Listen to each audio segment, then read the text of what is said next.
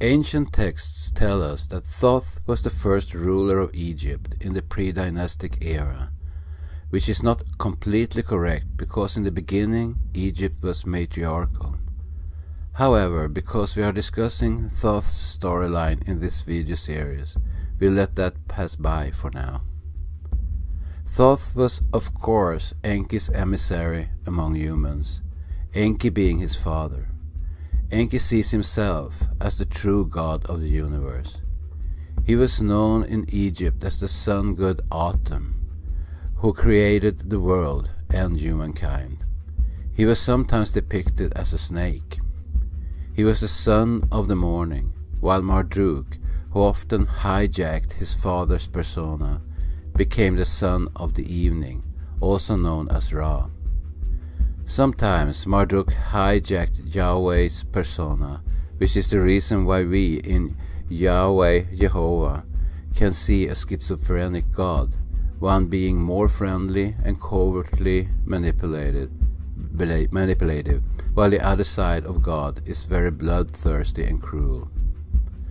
Because Thoth was the first ruler, which he also mentions in the Emerald Tablets, and Atum was the god of worship, Egypt started out as being Enki's kingdom. Thoth, who was also supposedly the builder of the Great Pyramid and the Step Pyramid in the incarnation of the great architect Imhotep, taught people about his father and explained the creation story to them, making Enki god of the universe.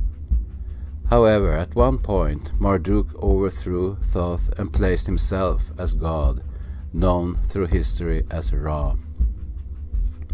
Egyptian history, when it comes to religion, is complicated. At times Egypt was monotheistic, but most of the time it was polytheistic, worship of many gods, although generally with the main deity on top.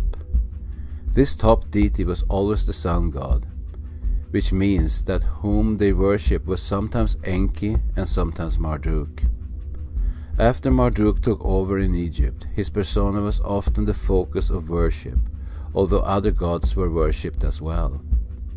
When Osiris ruled together with Isis, the focus shifted from Marduk to Enki for a while, Osiris being Enki himself. Isis, as the mother goddess, then also became the focus of worship. The bottom line is that regardless of whether there was one particular god above all the others, Egypt was polytheistic, until Amenhotep IV became the ruler of Egypt.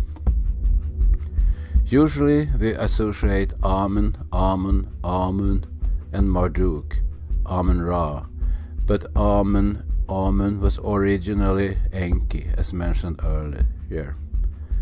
Marduk simply hijacked this title, making himself god Amen, thus Amen-Ra. In the time period before Amenhotep's reign, the Egyptians worshipped Amen, the son of the morning, i.e. Enki. There was also an entire pantheon of other gods whom people worshipped. What Amenhotep IV did was to get rid of the whole pantheon of gods, demanding that people worshipped one god, who was Atum. Atum is another name for Ra, i.e. Marduk. Amenhotep then changed his name to Akhenaten to emphasize whom people should worship. Therefore, it seems logical to think that whomever educated Akhenaten, it was not Thoth, but more likely Marduk, who wanted to win people over from worshipping Enki to worshipping Ra. Akhenaten did not succeed to get monotheism accepted in Egypt, however, and after his death, when his son, who was first named Tutankhaten, Aten being Ra Marduk, changed his name to Tutankhamen, Amen being Enki. The high priests, being Enki's minions, were satisfied because they felt that they had lost much of their power under Akhenaten. Tutankhamen died young, and after that the high priests could fully reign and regain their power again. While we're on the subject of Akhenaten, here is something very interesting. Both scholars and alternative researchers have come to the conclusion that Akhenaten and Moses were one and the same. Even Barbara Messina's Pleiadians emphasized the same thing. Without going too much into this connection, it makes a lot of sense. As we highly suspect, Yahweh was both Enki and Marduk interchangeably. Most people relate the Yahweh whom Moses met on Mount Sinai as being Enki. Ariel and I believe he was not. Moses actually met with Marduk, portraying himself as Yahweh. Why are we drawing that conclusion? Because if Moses and Akhenaten were one and the same, and Akhenaten worshipped Marduk, the following conclusion does not become too far-fetched. Egypt was, at that time, worshipping Enki, and Marduk was jealous of his father being the one who could feed off all these worshippers, so he portrayed himself as a jealous god and demanded that he was the only god people should worship. Moses, Akhenaten, took this to heart, and therefore, when he became the ruler of Egypt, Moses Akhenaten got rid of the entire pantheon of gods and demanded that people started worshipping only one god, whom he called Aten, Aten being Ra, i.e. Marduk.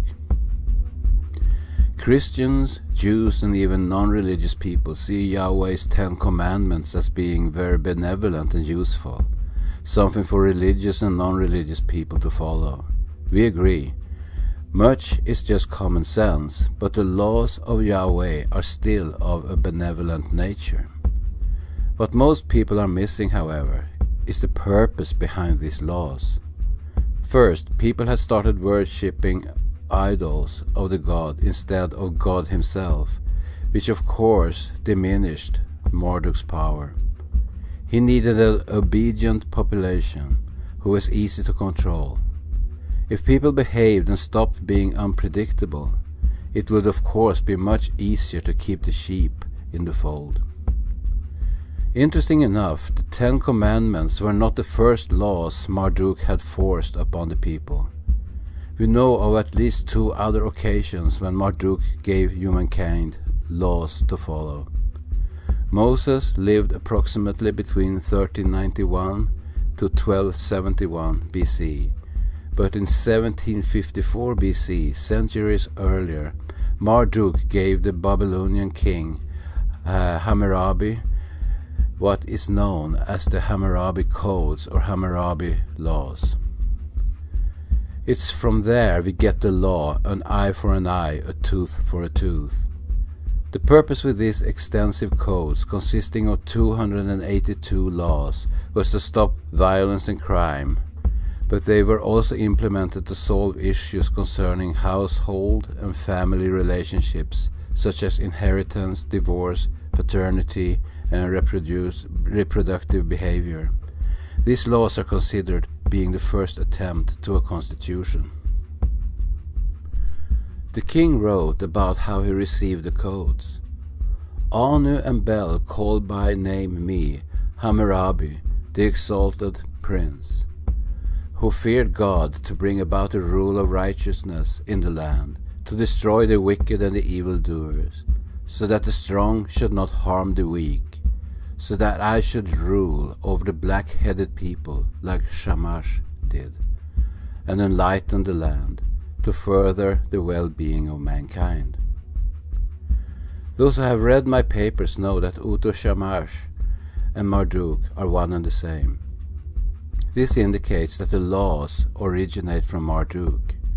It seems to us that 282 laws apparently were too much for people to be able to follow, so Marduk narrowed them down to 10 and gave the new laws to Moses upon the mountain. We can almost hear Marduk mumble, "The stupid humans can't even follow 282 laws, so I'd better dump it all down and reduce them to 10. Hopefully they can count that far at least." The earliest laws that have been preserved are the Ur-Nammu laws from Mesopotamia, and they are in the Sumerian language. King Ur-Nammu reigned between 2112 to 2095 BC, and many think that his son wrote them down. Instead of implementing the eye for an eye punishment, these laws institute fines of monetary compensation for bodily damage. However, murder, adultery, robbery and rape were capital offenses.